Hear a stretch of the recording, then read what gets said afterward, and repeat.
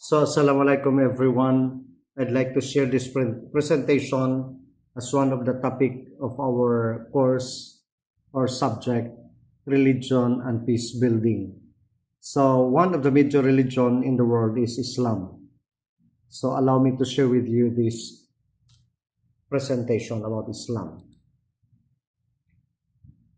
I think majority of us, or you all know, that Islam begins with an angel Gabriel reveals the Quran to Muhammad, or Prophet Muhammad. The location of this was near Mecca. This took place in 600 AD. So if you still remember in your teachings, when Prophet Muhammad pumunta siya sa cave and there was a revelation from Angel Gabriel. Anong sinabi? Alam natin yon. Ikra. Then second time, the angel said, Ikra. Then the third time, Ikra. Then what was the answer of Prophet Muhammad? Paano? I cannot read. But because of God's intervention, that's why that's a revelation. And that's about what happened during that time. And that took place in 600 AD, that revelation. So that was a revelation revealed to the Holy Quran through Prophet Muhammad. So this is the map. So at the center is the Mecca. Okay, kita natin yan. Tatalam natin, tingnan nyo doon sa mapa din. Saudi Arabia and the rest of the Middle East. Okay? Then Muhammad wrote the Quran, but Muslims believe that Allah put the words into Muhammad's head. So may mga question din dito na nagsasabi, how can Muhammad write? Because Prophet Muhammad is not able, so shortly illiterate. He cannot write, he cannot read. But ito yung the power of God, God's intervention. That's why Muslims believe that Allah put the words into Muhammad's head. Okay? Then Muhammad began preaching his belief in Mecca, which created tension because it was a polytheistic city. He was forced to leave because of his new religion was threatening. So what happened? That Mecca, meron kasi yan doong parang the meeting place of all the traders, of all the merchants. Okay? And there are a lot of gods and goddesses. Okay? Mga pagan gods. Then when Prophet Muhammad, there was a revelation. So, yon.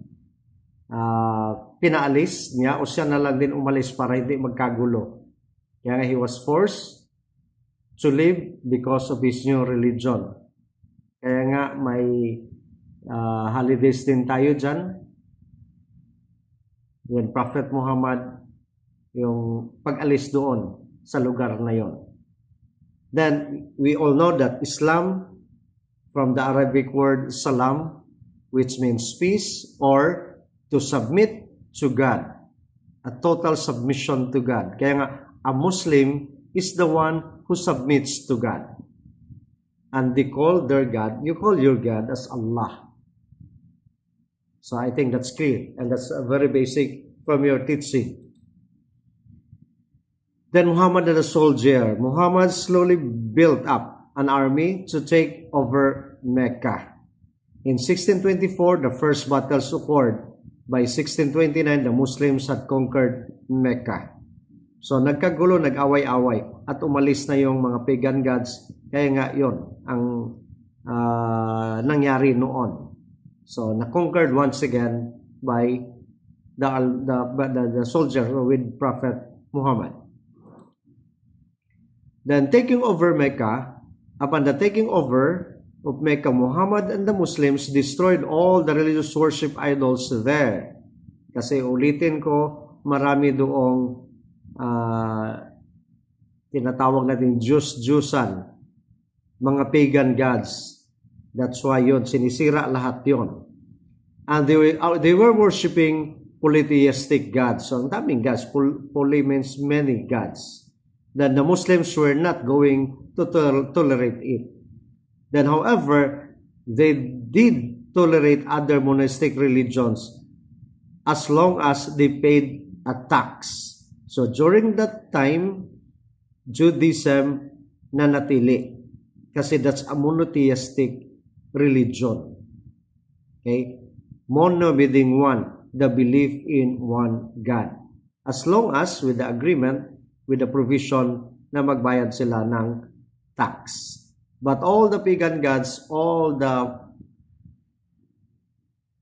idols there, talagang pinapaalis. So, during the death of Prophet Muhammad, may mga power struggle. And this power struggle, at alam na ninyo din yan, it was divided into the major sect.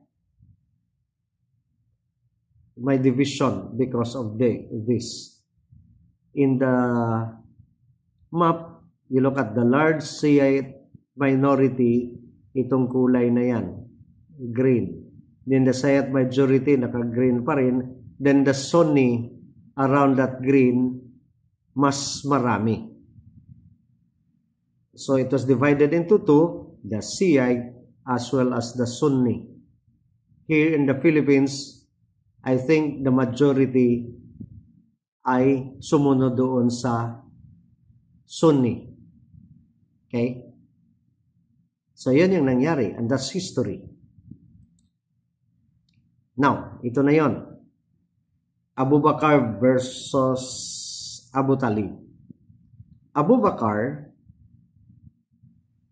the father-in-law of Prophet Muhammad, prominent companion of Prophet Muhammad, then fought side by side with the Muhammad's in and Muhammad's many battles. That's under the Sunni. So the leadership, I think the first caliph is Abu Bakr after the death of Prophet Muhammad. Then on the other side, on the Shia, they follow the Ali Talib. Okay? The son-in-law and cousin of Prophet Muhammad then took place in a several of raids of the Muslims had against Mecca. Then the direct bloodline to Muhammad. So kaya nga, there was a division. Ito yung nangyari. The Shia, doon sila napunta sa linya ni Ali Talib, the son-in-law and cousin of Prophet Muhammad. Dito naman, the father-in-law of Prophet Muhammad. Sabi ng Shia, kami talaga yung sa bloodline of Prophet Muhammad. And that's history. So yun yung nangyari. Then there was an election. In order to decide who is worthy to be the next caliph, caliph is the successor or the leader of the Muslim community, the Muslim had to vote. Then Abu Bakr won the majority. Then despite the result, Talib supporters continued to insist that Talib was the true successor. And this began the division or the divide known as the Sunni and the Shias. Yung Shia. Okay, malinaw yan. Then because of this division, the following Muhammad's death, two groups would continue to exist in Islam, the Sunnis and the Shias. Then the divide still exists today and is the root of many geopolitical issues of the Middle Eastern region. And you know that one, nag-away-away ba? Yes, mayroon din. Okay? But the majority, if you look at the graph, the percentage of the Sunni and the Shia in the world, the majority are the Sunni. It's 83%. Then while the Shia is only 16%. Then may other dyan na 1% because aside from these two division, there are also 73 na mga sekta, the sects. I think there are 73. Later in our discussion, I would like also to share with you what are those 73 na mga sekta in Islam. So ito lang muna ang dalawang division. Now, dapat alam na alam niyo ito, kahit napikitan yung inyong mga mata, because this is part of your faith, especially the 5 pillars of Islam. Mandatory practices in the religion of Islam, the 5 pillars. The Shahada, the Salah, the Zakat, the Sum, and the Hajj. Okay? The Shahada, bearing witness that there is no God but Allah, and Muhammad is His Prophet. Then praying 5 times daily, the Salah. Then giving charity or almsgiving to those who are in need, the Zakat. So alam niyo Zakat as well as Sadaqah, magkaiba yun. Zakat is one of the pillars of Islam. Then fasting during the month of Ramadan. I think that's 30 days. Then after that, we have one of the other pillar is the making pilgrimage to Mecca or to Makkah, which is the Hajj.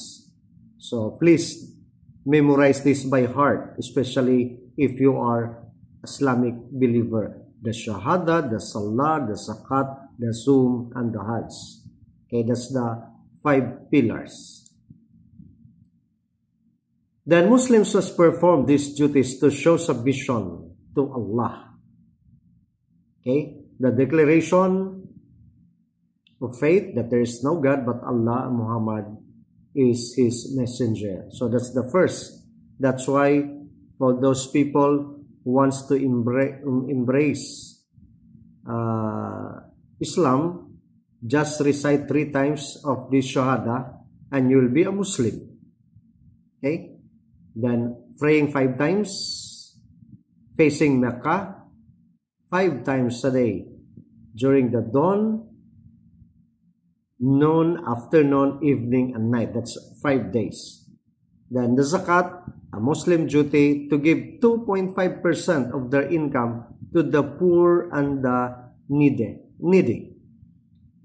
I think in Saudi Arabia, lahat ng mga employees doon automatic nakalsatasan sila of 2.5%. I don't know here in the Philippines kung nasunod itong 2.5%. That's zakat. Okay? Then the Sum, during the holy month of Ramadan, Muslims cannot eat or drink from the dawn to the dusk. So, iyan. Nakatatapos lang din. Then the Hajj is, if possible, Muslims must go to the pilgrimage to Mecca once in their lifetime. So the question, sir, paano hindi makapunta? Okay lang ba? I think mayroon ding ibang ginagawa. Wag hindi ka talaga, if you are not capable, wala kang kakayahan, hindi ka naman pinipilit. Okay, at I think may din yung mga ritual na ginagawa. Kasi not all can afford. Kasi financial ang problema dyan. But I'm happy with all what I know, my friends, na those who can afford, this sponsor yung hindi nakaka-afford. Yun yung maganda. Okay? So that will be able to fulfill this obligation, the five pillars of Islam.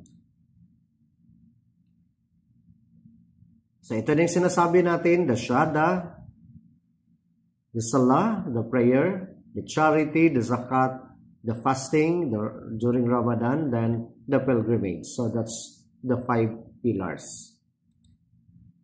By carrying out the 5 pillars, it shows that Muslims don't try and fit their religion around their secular lives, but put their faith first. Kaya nga sinasabi ko sa inyo, I am not a Muslim, pero kahit na balibalik ta rin, nakapikit ako, alam na alam ko itong 5 pillars of Islam. And why? Kasi nag-aral din ako ng Islam. Okay? So, during the Hajj, ito yung mangyayari. I think 7 times iikot yan bago ka makarating dito sa Kaaba. Inside the Kaaba, anong nasa loob? May masjid dyan inside.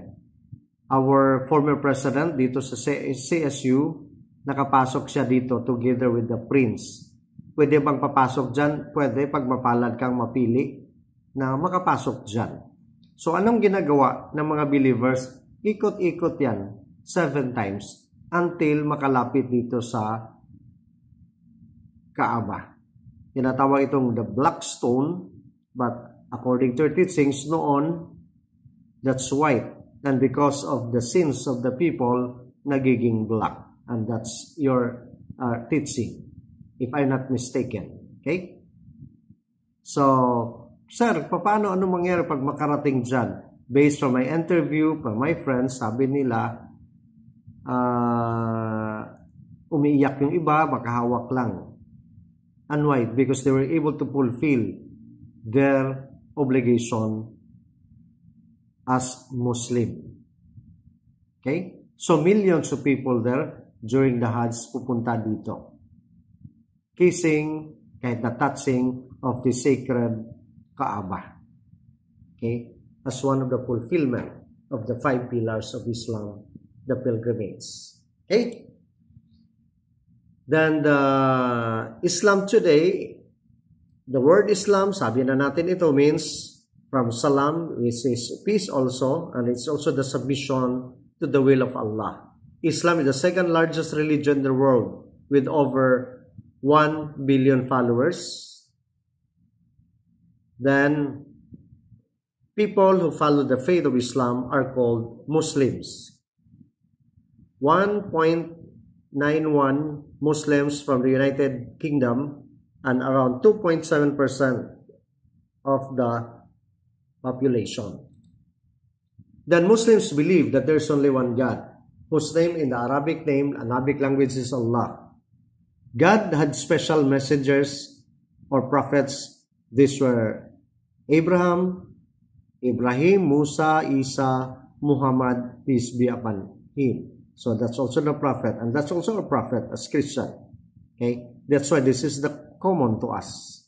Abraham, Moses, Jesus. Okay? But for us, Jesus is not only a mere prophet, one of the great prophets, but Jesus is our Lord and Savior. Okay? But sinasabi natin dito in our course na we have to respect other religion. The bottom line here is respect. If you believe that Isa is one of the great prophets, well and good.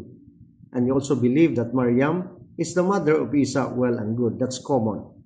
But you cannot mock the Christians na we believe only the prophet, not God. But for us, Jesus is our Lord and Savior. Okay? So, kanya-kanyang belief yan. Then when Muslims say the names of the prophets, they say, peace be upon him afterwards. Okay? Then Allah created the earth and everything on it in the 7 days. Then the 7th day, He created Adam and Eve from clay. I think that's our common teaching, whether you are Christians or Muslims or even the Jews. Yung tinatawag nating people of the book. Kasi tayo yung sabi natin monotheistic religion. Then the Quran is the holy book for Muslims. The Quran was revealed by God to the Prophet Muhammad, and it is the direct word of God, of Allah. Then the Quran is already written in Arabic, but there are now translations over 40 languages. Kasi hindi naman lahat nakakaintindi ng Arabic. Then the Quran is composed of 114 surah or the chapters. Okay, 114 surah ang Holy Quran. Pero isa sa mga surah doon about Maryam and the surah also of Isa, of Jesus. Sir, pagtatanungin niyo ako, may kaparo? Yes, pare-pareho. The Old Testament, the New Testament, the Gospel, nandyan in the Holy Quran. Okay? Paano yun nangyari? Only God knows. Bakit nagkapareho? Kaya nga, sabi natin, we are monotheistic religion. The 3 major religions are Judaism, Christianity, and Islam. Kaya nga, brothers, dapat tayo. We have to dwell what is similar to us. Kasi if we dwell on what is the difference, yun yung malaki tayong problema, magkalabo-labo tayo dyan. Kaya nga, sabi ko palagi sa inyo, please, respect. If you want to be a religious nowadays, you have to be inter-religious. To be inter-religious, you have to respect other religion. Then all chapters except one begin with Bismillah Rahman Rahim, which means in the name of Allah, the most merciful and the most kind. That's why during Al-Fatiha, yun yung palaging dinadasal. Ulitin ko, all chapters except one begins with this. Bismillah Rahman Rahim, which means in the name of Allah, the most merciful, the most kind, or the most compassionate. Okay? Then Muslims taught to learn and recite the Quran in Arabic. Anyone who knows the Quran by heart is referred to as Hafiz. Okay? Yung iba yung mga na-memorize talaga, alam na alam, kahit na balibalik ta rin. Then if you'll ask me, Sir, may mga Christian ba na memorize? Yes. Yung dati naming pari, dati kong president sa Notre Dame University, si Father Mercado, memorize. Why? Because he's a doctor of Islamic Studies. Then mayroon pa kaming isa dito sa Cotabato, si Father Bayra, is also a doctor of Islamic Studies. Kahit na balik-balik na rin Holy Quran, alam niya at saka nami-memorize niya. Sir, pwede bang tawaging Hafiz? And I don't know kung pwede silang matawag because they are priests, they are Christian.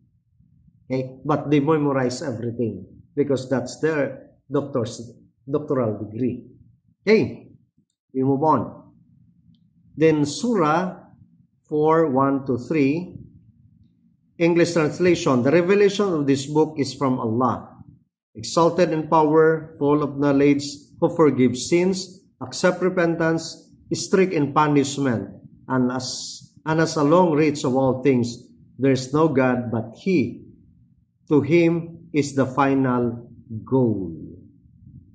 Okay? Tandaanin nyo yan.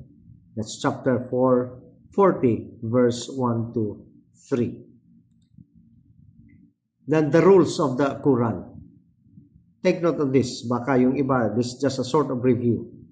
Before touching the Holy Quran, you must perform a ritual washing your face, then 2 hands all the way up to the elbows, followed by the washing parts of the head, and finally washing the feet up to the ankles. And this is called ablution or wudu.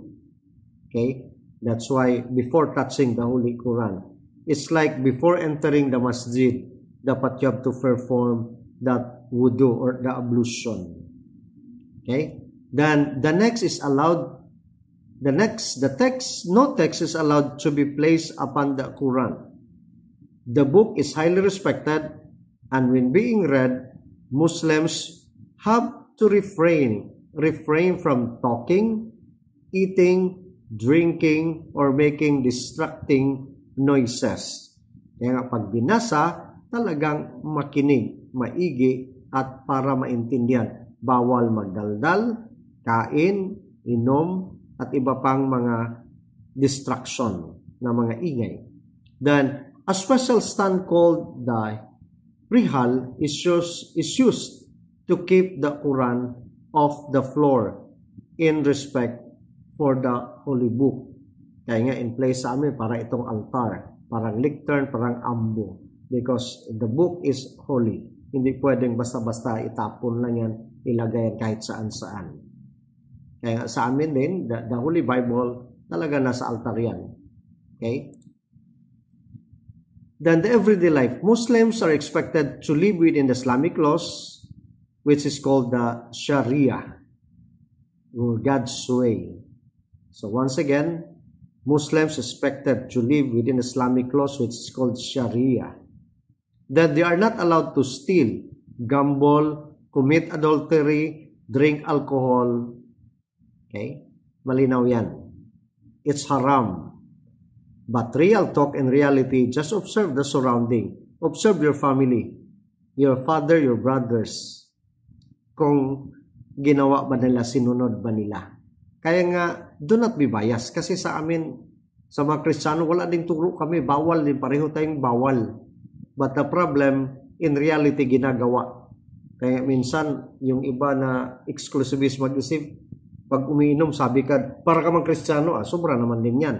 ganon kami ka bad influence. So, walang ganyanan na. Okay, tandaan niyo yan. Commit adultery. Ay, pang Kristiyano lang yan. It's not true. Walang turo Kristiyanong ganyan.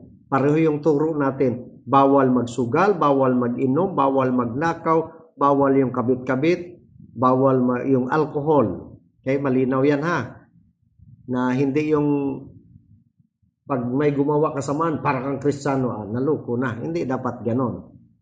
Okay? Sana malinaw yan sa atin mga peace educator. Then the clothing, may kanya-kanyang pananamit yan. Especially the pamananamit, di ba? Dapat babae nakahijab. Pero magsabi yung iba, sir, hindi pa man ako ready. Kaya yung iba, mati ka, para kang Christian, di ka nag-hijab. Walang ganyanan. Okay? We are peace advocate. We are peace educator. And I think malinaw yan sa atin. Then men must cover their bodies between the waist and the knees. Men, ha? Pero nasusunod ba? Well, only God knows. Women must be covered from head to toe with exception of their hands and face. Dapat nakatundong talaga yan. Yung iba nga, sinusunod na, yung sa Saudi, nagnikab na, mata lang ang makikita. Talagang nakakover. Okay? Then, clothes for women should not be transparent or show the shape of the woman's body. Dapat, but observe, pag non-uniform natin, kitang pusod, hindi naman lahat, pero just observe. Okay? Pero ulitin ko, wag sabihin, para ka mang Christian. Hindi, walang ganyan na. As space educator, sana malinaw yan. Then, common to see women and girls wearing head shawls or the hijab that covers the head or the burqa which covers the whole body. Then Muslim wash and pray before meals. The eldest person in the room always eats first. So malinaw. Then any meat that they eat must be prepared in a special way called the halal. Tandaan din ninyo yan. Okay? Ang bawal sa inyo is bawal. Okay? Then the festivals, Eid al-Adha, Ramadan, and Eid al-Fitr. Okay? Ano itong Eid al-Adha? The celebration of sacrifice and marks the end of the Hajj. Annual pilgrimage to Mecca. It takes place in the last month of the Islamic calendar, the Dhul Hijjah. It's the day of happiness and the day to forgive and forget differences. Kaya nga every Eid al-Adha, mga kapatid ko, mga kasamahan ko, ito yung time na nagbibigay sila ng pagkain, mga karne. Okay? Since nakatira ako dito, may mga ganyan until today na matanda na ako. Okay? Kaya nga, forget differences.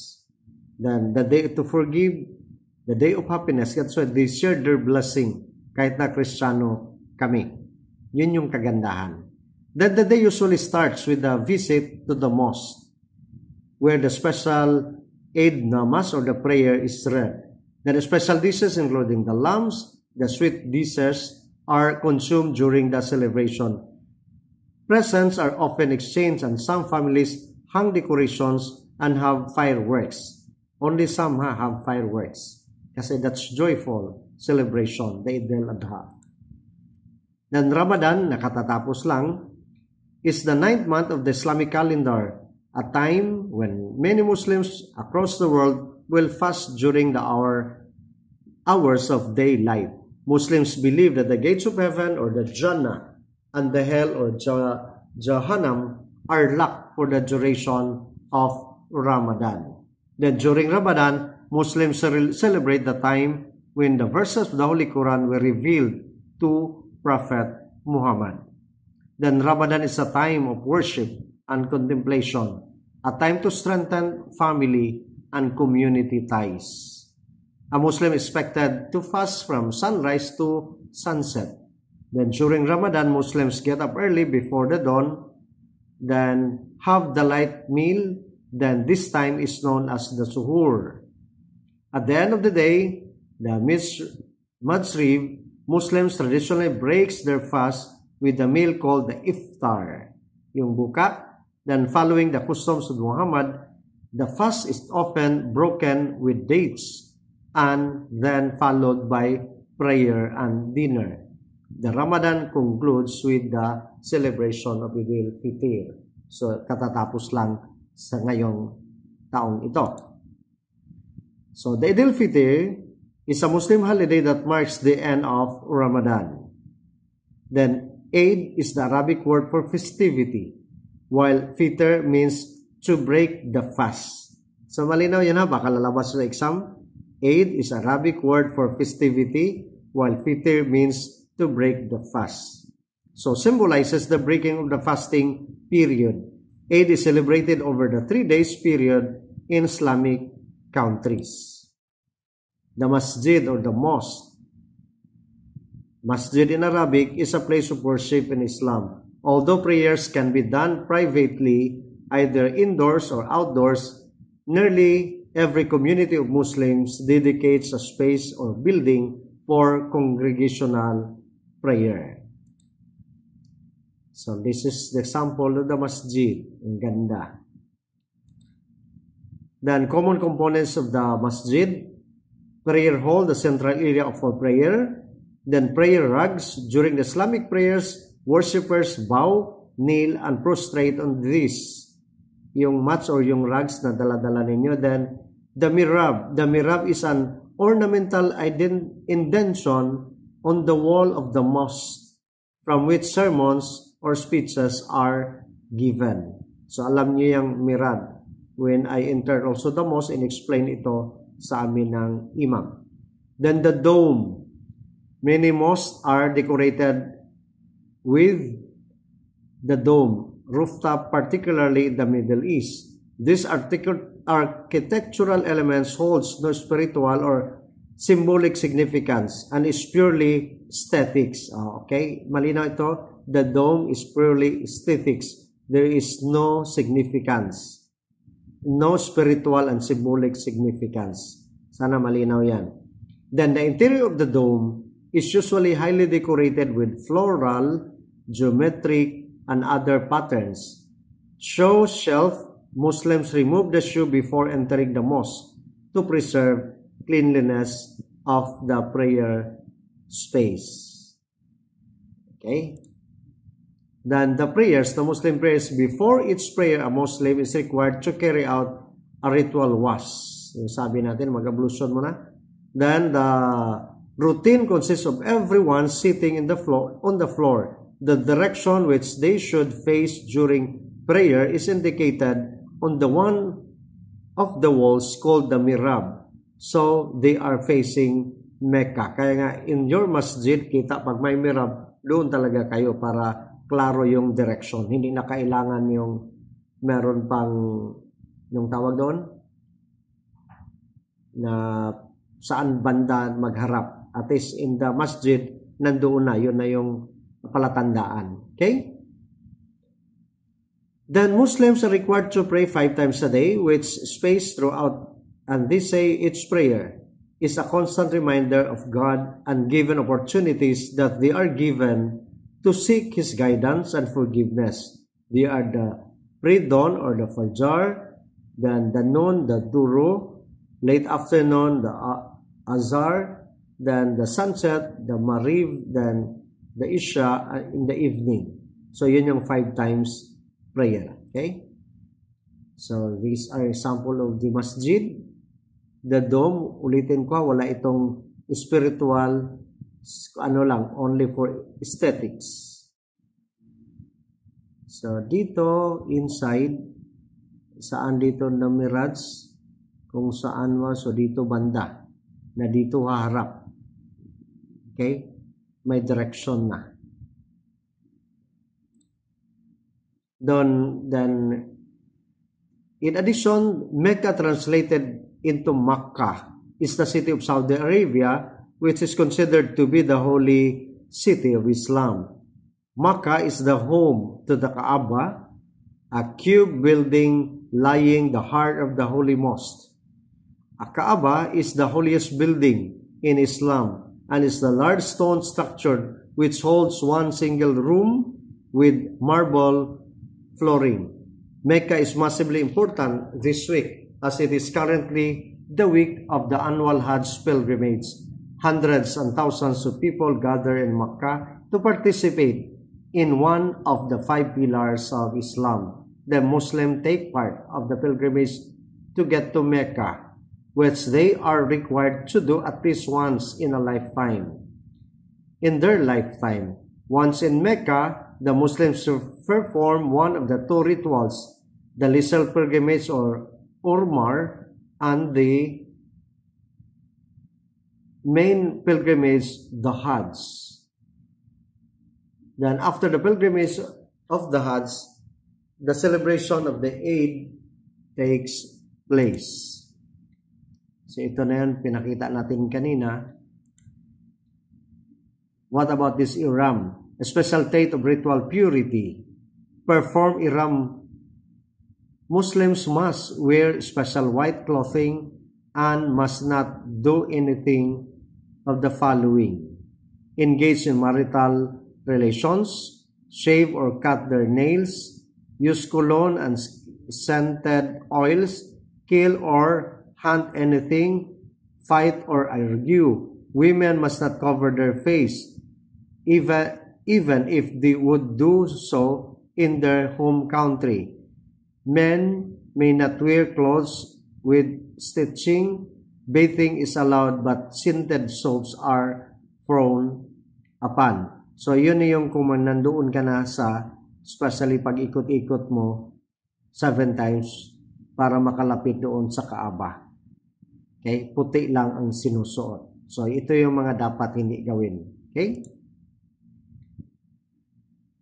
So with that, I hope you learned something. God bless everyone. Dalagon ang Diyos. This is your friend, Brother